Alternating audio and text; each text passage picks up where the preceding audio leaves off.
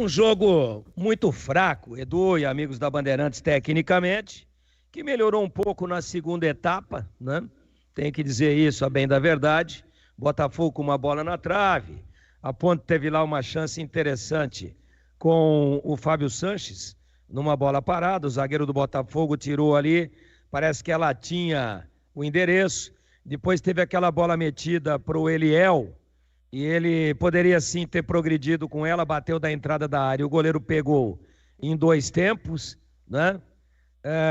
O chute do André lá no primeiro tempo, longínquo o primeiro tempo. Então, na segunda etapa, duas ou três boas chances para cada lado, mais contundente o Botafogo. Quero dizer também, a bem da verdade, para os amigos da Bandeirantes, que naquele lance que o Avante Panterino driblou o Kaique França, aí perdeu o ângulo, rolou para trás, e quem entrou chutando foi o Luiz Henrique, mas o Luiz Henrique da entrada da área, ele passa um pouquinho da linha da bola, e aí ele já está meio que mal posicionado. Quando passa da linha da bola, já está com a inclinação errada, tenta voltar a perna e acaba batendo muito embaixo da bola.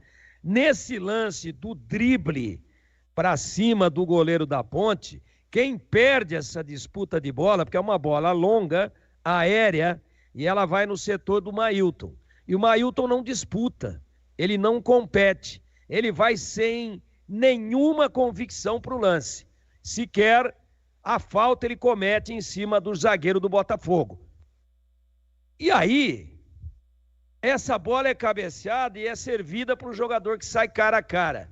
Felizmente, quando ele dribla o Kaique França, ele dá um toque um pouco mais comprido. E aí ele perde o ângulo para a batida e é obrigado a jogar para trás. E o Kaique já tinha voltado para o gol. Então, três lances, defensivamente falando, do Mailton. Duas vezes ele perdeu a bola e deu contra-ataques perigosíssimos. E nesse ele não compete, ele desiste do lance.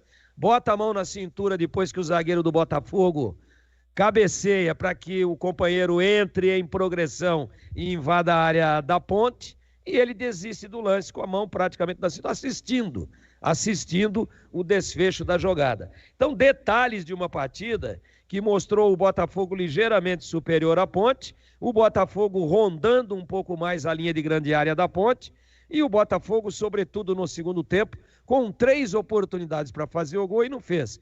E a Ponte foi por duas, uma aquela exatamente com o Fábio Sanches de cabeça e a outra com o Eliel. Então, ligeiramente superior o Botafogo, mas também um time limitadíssimo, e eu me atrevo aqui, para encerrar, meu queridíssimo Edu Pinheiro, a dizer o seguinte, que se a Ponte tivesse ousado um pouquinho mais de tesão ofensivo, a Ponte teria vencido essa partida, mas eu reputo como um ponto ganho fora de casa, importante, e reputo como 2 pontos perdidos, realmente a se lamentar no futuro por parte exatamente da equipe da casa, da equipe panterina de Ribeirão Preto. Meu queridíssimo, como é bom estar aqui com você no